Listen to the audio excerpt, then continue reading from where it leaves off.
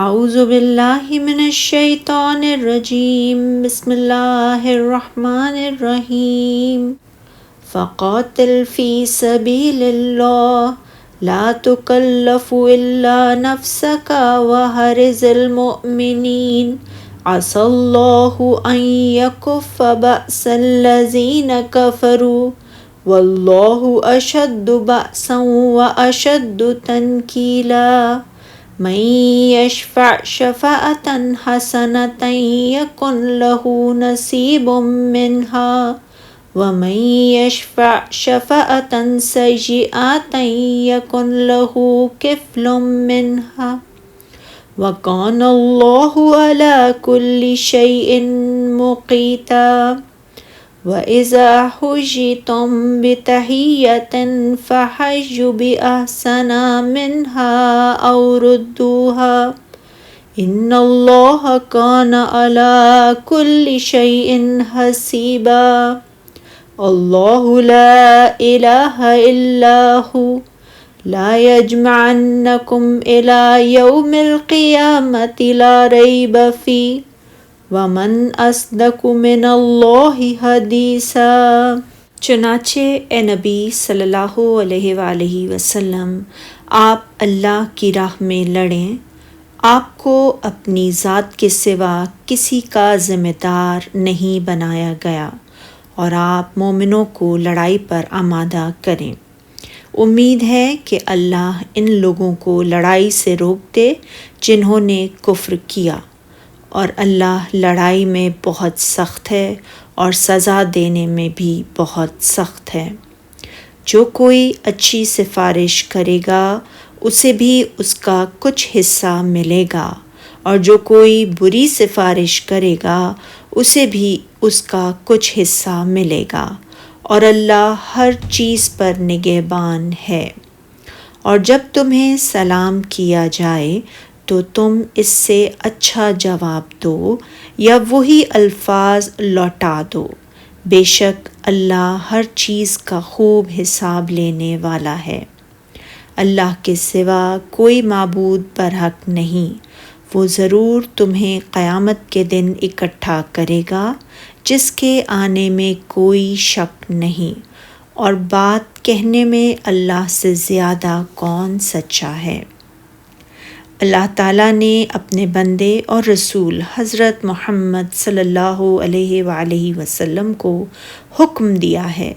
کہ آپ خود بنفس نفیس جہاد کریں، اور اگر کوئی اس سے اعراض کرتا ہے تو اس کی آپ پر ذمہ داری نہیں ہے۔ اسی لیے اللہ تعالیٰ نے فرمایا ہے کہ آپ اپنی ذات کے سوا کسی کے ذمہ دار نہیں ہیں۔ حضرت برا بن عازب رضی اللہ تعالیٰ عنہ سے پوچھا، ایک آدمی اگر دشمن کے 100 آدمیوں کا مقابلہ کرتا ہے تو کیا وہ اس آیت کا مصداق ہے سورہ بقرہ میں، اور اپنے آپ کو ہلاکت میں نہ ڈالو؟ تو انہوں نے جواب دیا کہ اللہ تعالیٰ نے اپنے پیغمبر صلی اللہ علیہ وآلہ وسلم سے فرمایا ہے، تو اے نبی صلی اللہ علیہ وآلہ وسلم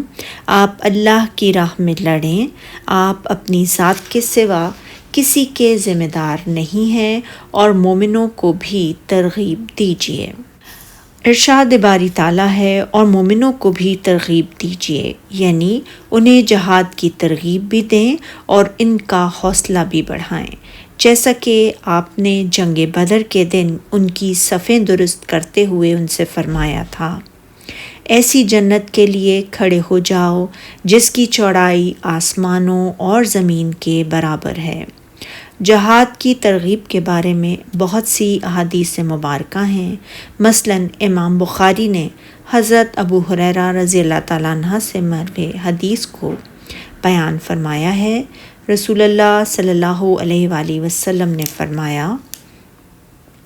جو شخص اللہ اور اس کے رسول کے ساتھ ایمان لائے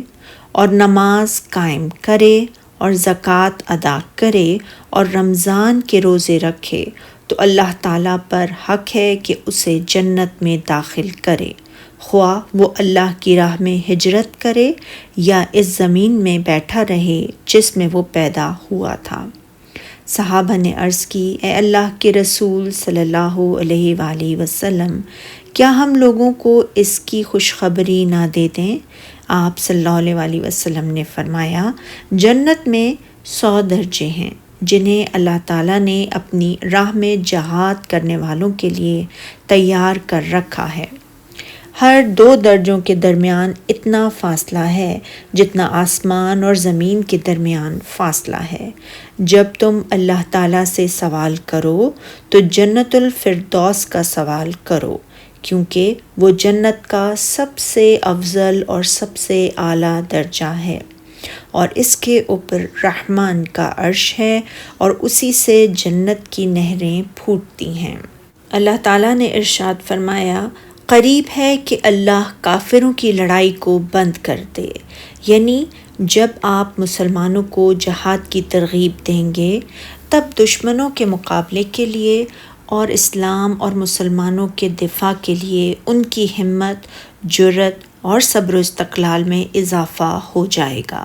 اور اللہ لڑائی میں بہت سخت ہے اور سزا دینے میں بھی بہت سخت ہے۔ وہ دنیا اور آخرت میں انہیں سزا دینے پر قادر ہے، جیسا کہ اللہ تعالیٰ نے فرمایا ہے سورہ محمد میں، یہ حکم یاد رکھو، اور اگر اللہ چاہتا تو خود ہی ان سے انتقام لے لیتا، لیکن اس نے چاہا کہ تمہاری آزمائش ایک کو ایک دوسرے سے لڑوا کر کرے۔ ارشاد باری تعالیٰ ہے، جو شخص نیک بات کی سفارش کرے تو اس کو اس کے ثواب میں سے حصہ ملے گا، یعنی کسی ایسے معاملے کے لیے کوشش کرے جس کے نتیجے میں خیر و بھلائی مرتب ہو تو اسے بھی اس کے ثواب میں سے حصہ ملے گا، اور جو بری بات کی سفارش کرے اس کو اس کے عذاب میں سے حصہ ملے گا، یعنی اسے اس گناہ میں سے حصہ ملے گا جو اس کی کوشش اور نیت کی وجہ سے مرتب ہوا، جیسا کہ صحیح حدیث میں ہے، سفارش کرو تمہیں اجر و ثواب ملے گا، اور اللہ تعالیٰ جو چاہتا ہے اپنے نبی صلی اللہ علیہ وآلہ وسلم کی زبان سے فیصلہ کروا دیتا ہے۔ مجاہد بن جبر فرماتے ہیں، یہ آیت لوگوں کی آپس میں ایک دوسرے کے لیے سفارشوں کے بارے میں نازل ہوئی ہے، اور اللہ ہر چیز پر نگران ہے۔ حضرت ابن عباس رضی اللہ تعالیٰ عنہ نے فرمایا، مقیتن کے معنی نگہبان کے ہیں، اور ارشاد باری تعالیٰ ہے، اور جب تمہیں سلام کیا جائے تو تم اس سے اچھا جواب دو یا وہی الفاظ لوٹا دو،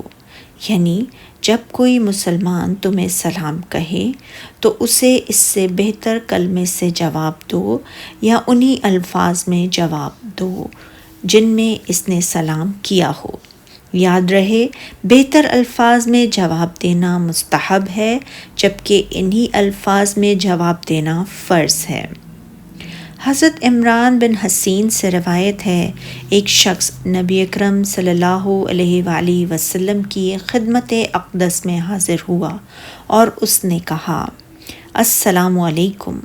آپ نے اس کے سلام کا جواب دیا، وہ بیٹھ گیا تو آپ صلی اللہ علیہ وآلہ وسلم نے فرمایا، اس کے لیے 10 نیکیاں ہیں۔ پھر ایک اور شخص آیا، اس نے کہا، السلام علیکم ورحمۃ اللہ۔ آپ نے اس کے سلام کا جواب دیا، وہ بیٹھ گیا تو آپ صلی اللہ علیہ وآلہ وسلم نے فرمایا، اس کے لیے 20 نیکیاں ہیں۔ پھر ایک اور شخص آیا اور اس نے کہا، السلام علیکم ورحمۃ اللہ وبرکاتہ۔ آپ نے اس کے سلام کا جواب دیا، وہ بیٹھ گیا تو آپ نے فرمایا، اس کے لیے 30 نیکیاں ہیں۔ اگر مسلمان شریعت میں مقرر کردہ آخری حد کے مطابق سلام کہے تو اسے اسی طرح سلام کا جواب دیا جائے گا جیسا اس نے کہا ہوگا۔ یاد رہے، ذمیوں کے ساتھ سلام کی پہل نہ کی جائے اور نہ اس کے سلام کے جواب میں اضافہ کیا جائے، بلکہ انہیں اس طرح جواب دیا جائے جیسا صحیحین میں حضرت ابن عمر رضی اللہ تعالیٰ عنہ سے مروی ہے۔ رسول اللہ صلی اللہ علیہ وآلہ وسلم نے فرمایا، جب یہودیوں میں سے کوئی تمہیں سلام کہتا ہے تو وہ یہ کہتا ہے کہ تجھی پر موت وارد ہو، چنانچہ تم جواب میں یہ کہہ دو کہ تجھ پر موت وارد ہو۔ صحیح مسلم میں حضرت ابو ہریرہ رضی اللہ تعالیٰ عنہ سے مروی رسول اللہ صلی اللہ علیہ وآلہ وسلم نے فرمایا، یہودیوں اور عیسائیوں کو پہلے سلام نہ کہو، اور جب راستے میں ان میں سے کسی کو ملو تو تنگ راستے کی طرف اس کو مجبور کر دو۔ حضرت ابو ہریرہ رضی اللہ تعالیٰ عنہ کی روایت ہے کہ رسول اللہ صلی اللہ علیہ وآلہ وسلم نے فرمایا، اس ذات اقدس کی قسم جس کے ہاتھ میں میری جان ہے، تم جنت میں اس وقت تک داخل نہیں ہو سکتے جب تک ایمان نہ لے آؤ، اور اس وقت تک مومن نہیں ہو سکتے جب تک آپس میں ایک دوسرے سے محبت نہ کرو۔ کیا میں تمہیں ایک ایسا کام نہ بتاؤں کہ جب اسے کرنے لگو تو آپس میں محبت بھی کرنے لگ جاؤ گے؟ اور وہ عمل یہ ہے کہ آپس میں ایک دوسرے کو کثرت سے سلام کہا کرو۔ اور فرمان الہی، اللہ وہ معبود برحق ہے کہ اس کے سوا کوئی عبادت کے لائق نہیں۔ اللہ تعالیٰ نے خبر دی ہے کہ تمام مخلوقات کے لیے صرف وہ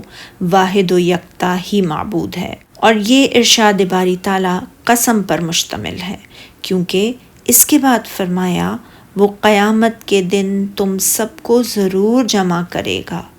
اس میں کوئی شک نہیں۔ اور